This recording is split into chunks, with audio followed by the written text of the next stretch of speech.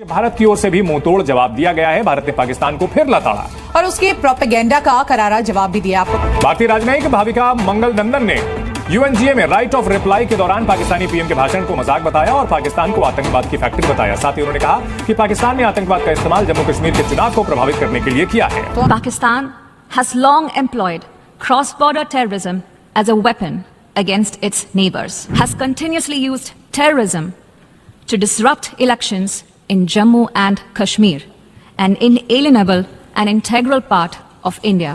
उन्होंने जो स्टेटमेंट जारी की उसमें उन्होंने पाकिस्तान को बड़ा जिसे कहते हैं ना टारगेट किया है कि जी ऐसे ममालिक जो दहशतगर्दी को स्पॉन्सर करते हैं, क्रॉस बॉर्डर टेररिज्म को सपोर्ट करते हैं, इंटरनेशनल कम्युनिटी को उनको आइसोलेट करना चाहिए, टारगेट करना चाहिए। शहबाज शरीफ की हो गई है घंघोर बेइज्जती, बिल्कुल जलील कर दिया उसको।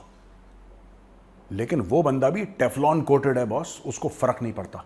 नेशन की जनरल असेंबली में जो कश्मीर को और आर्टिकल 370 को लेकर जो भाषणबाजी की, उसके ऊपर जो है इंडिया की एक बहुत ही कम पुत्री, इंडिया की एक जो है कम उम्र बेटी भविका ने जो रिस्पॉन्स किया है, उसको जो है इस वक्त पूरी दुनिया के अंदर उसके ऊपर डिस्कशन की जा रही है। ये कि इसने भारत के बारे में उल्टा सीधा बोला, जो कि हम पहले कवर कर चुके हैं। तो भारत के बारे में उसने बहुत कुछ बोला कि भारत ने ये कर दिया है, भारत ने ऐसा कर दिया है, भारत ये, भारत वो, कश्मीर, गाजा, दुनिया भर की इसने बकवास करी। भारत की एक बेटी, एक यंग डिप्लोमेट, भाई साहब, उस लेडी ने, उस भारत की बेटी ने जो शहबाज शरीफ का दौड़ा दौड़ा के शिकार करा है, जैसे एक जमाने में सर्दियों में सरकंडे के खेत के बीच में जंगली सुअर का शिकार होता था। $14 बिलियन का लोन, पाकिस्तान अभी तक जुल्म से ही नहीं निकला। मैम, ये G20 करवाने के मकसद ही इन लोगों के यही होते हैं कि अपना एजेंडा वहाँ पर कायम किया जाए, क्योंकि ये लोग निकलना ही नहीं चाहते। ये लोग हमारे को पीछे धकेलना चाहते हैं। ये मुसलमानों को कभी आगे आने नहीं देंगे। कौन नहीं आगे आने देना? मैम, ये इंडिया ही की सारी साजिश है। ये वही अपने खिलाफ है करते हैं। ये हमेशा मुसलमानों के खिलाफ लड़ना। कश्मीर का हिस्सा रखा हुआ है एक पाकिस्तान ने। अगर जुल्म की बात करते हैं, आपके कश्मीर में जुल्म हो रहा है, बहुत कुछ हुआ, कर्फ्यू लगा, आर्टिकल 370 की शहबाज शरीफ ने बात की। आप देखें कि दोनों किस पोजीशन पे स्टैंड करते हैं। इंडिया का जम्मू कश्मीर आज देखें ग्रोइंग इकोनॉमी है, इंडिया उसको अपनी सुपर पावर बनाने जा रहा है। हमारा आजाद कश्मीर 2 वक्त की रोटी के लिए रोज हड़तालें करता, तो जुल्म बेसिकली है कहाँ पे? मैम, जुल्म दोनों तरफ ही है, ये बात नहीं है। वहाँ पर ये है कि वो दबाया जाता है, दिखाया नहीं जाता है।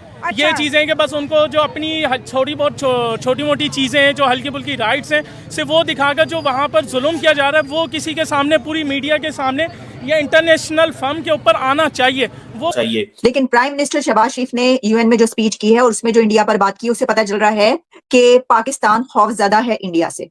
Pakistan is scared of India, क्योंकि उन्होंने कहा है कि जो इंडिया के लीडर्स हैं वो हमें धमकियां देते हैं, हमें थ्रेट करते हैं कि वो आजाद कश्मीर टेक ओवर कर लेंगे, वो आजाद कश्मीर हमसे छीन लेंगे, हमसे ले लेंगे। हम आसमान है, आप किसी जूते के नोक पर पड़े हुए हैं। हम डेवलप, इम्प्रूवमेंट, शिक्षा, हर किसी में आगे बढ़ते चले जा रहे हैं। अब बहुत सारे पाकिस्तानी कह रहे हैं कि हमें टारगेट कर रहे हैं, लेकिन पाकिस्तान की जो हुकूमत है वो जवाब भी नहीं देती उनका। ये जवाब ना देना क्या आप समझते हैं सही स्ट्रेटजी है? और पाकिस्तान जब कश्मीर का जिक्र करता है तो सॉवरेनिटी की बात करता है, या ये कहता है कि जी यूएन सिक्योरिटी काउंसिल रेजोल्यूशन के तहत जो है डिस्प्यूटेड मसले हल करने चाहिए। ये पाकिस्तान ने इतनी कम पुत्री भविका ने शहबाज शरीफ की स्पीच को रिस्पॉन्ड किया, तो पाकिस्तान से कोई डिप्लोमेट वहां पर मौजूद क्यों नहीं था? जब भारत बोलता है तो दुनिया सुनती है, लेकिन पाकिस्तान कहाँ गया? पाकिस्तान का स्टैंड कहाँ गया? दोस्तों, यूएन में कश्मीर के नाम पे उछल रहा था शहबाज शरीफ और भारत की बेटी भाविका ने दोस्तों ऐसा जवाब दिया। इंडियन डिप्लोमेट है भाविका मंगला नंदन, उन्होंने ऐसा जवाब दिया पूरे पाकिस्तान को। पूरा पाकिस्तान में हड़कंप मच गया, पूरे पाकिस्तान को बोल दिया आतंकवादी मुल्क है ये, इससे हमको कोई बातचीत नहीं करनी चाहिए। और शहबाज शरीफ को ऐसा जवाब मिला कि शहबाज शरीफ के दोस्तों आवाज़ नहीं निकला और पूरे पाकिस्तान में इस वक्त केवल और केवल इसी बेटी की बात हो रही है। आइए सुनते हैं क्या बोल रहे हैं। और दोस्तों, चैनल पर नए, चैनल को सब्सक्राइब कर दीजिएगा ताकि इसके अपडेट्स लगातार आपको देते रहे। चैनल को सब्सक्राइब, वीडियो को लाइक करिए। आइए देखते हैं वीडियो, मिलते हैं वीडियो के एंड में। A country run by the military with a global reputation for terrorism, narcotics trade and transnational crime has had the audacity to attack the world's largest democracy. I speak about the reference to India in the speech of the Pakistani Prime Minister. As the world knows, Pakistan has long employed cross-border terrorism as a weapon against its neighbors. It has attacked our parliament, our financial capital Mumbai, marketplaces, and pilgrimage routes. The list is long.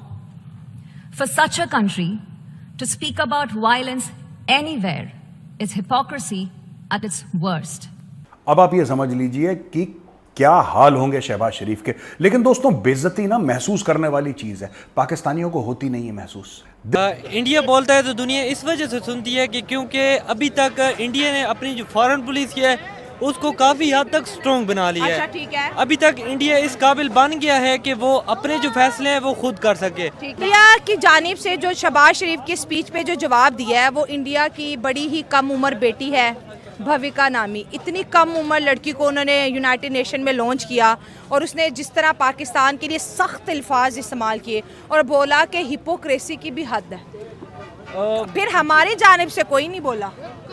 वजह ये है कि हम अभी तक हमारी जो first of all जो इकोनॉमी है वो आप सबके सामने है, हमें मिल रही है भीख IMF की तरफ से। हाँ। अब हम उस पे बंगड़े डाल रहे हैं। जारी की उसमें उन्होंने पाकिस्तान को बड़ा, जिसे कहते हैं ना, टारगेट किया है कि जी ऐसे ममालिक जो दहशतगर्दी को स्पॉन्सर करते हैं, क्रॉस बॉर्डर टेररिज्म को सपोर्ट करते हैं, इंटरनेशनल कम्युनिटी को उनको आइसोलेट करना चाहिए, टारगेट करना चाहिए। अब बहुत सारे पाकिस्तानी कह रहे हैं कि हमें टारगेट कर रहे हैं, लेकिन पाकिस्तान की जो हुकूमत है वो जवाब भी नहीं देती उनका। ये जवाब ना देना क्या आप समझते हैं सही स्ट्रेटजी है? और पाकिस्तान जब कश्मीर का जिक्र करता है तो सॉवरेनिटी की बात करता है, या ये कहता है कि जी UN सिक्योरिटी काउंसिल रेजोल्यूशन के तहत जो है डिस्प्यूटेड मसले हल करने चाहिए। ये पाकिस्तान ने इतनी कमजोर क्यों पोजीशन ली हुई है? और भारत जो इतना असर्टिव है, पाकिस्तान उसका जवाब भी नहीं दे पा रहा। अगर आप उठा के देखें तो आप डे टू डे देखेंगे कि उन्होंने कभी किसी चीज को इस तरह जो है ना वो लेट इट गो वाला रवैया नहीं अपनाया, जिसपे अपनाया जा भी सकता था, यानी माइनर इग्नोरेबल चीज पे। लेकिन जो इस तरह के इश्यूज हैं, सख्त किस्म के इश्यूज और जो जवाब तलब हैं, उस पे ये कहनी कतरा के निकल जाते हैं, क्योंकि देयर नथिंग टू से। फॉर एग्जांपल, अगर इतना बड़ा सीरियस मसला है जो कि एक तरीके से दुनिया के मुस्तकबिल को रीशेप कर रहा है और आप फेंस सीटिंग कर रहे हैं, आप किनारे पे बैठ के तमाशा देखने की जो है आपने पोजीशन ली हुई है गुज़श्ता कई सालों से, तो उसमें ज़ाहिर है फिर आपके पास जवाब है ही नहीं, चूँकि इसको कहते हैं अनएक्सप्लेनेबल सिचुएशन। तो इसमें आप क्या कहेंगे?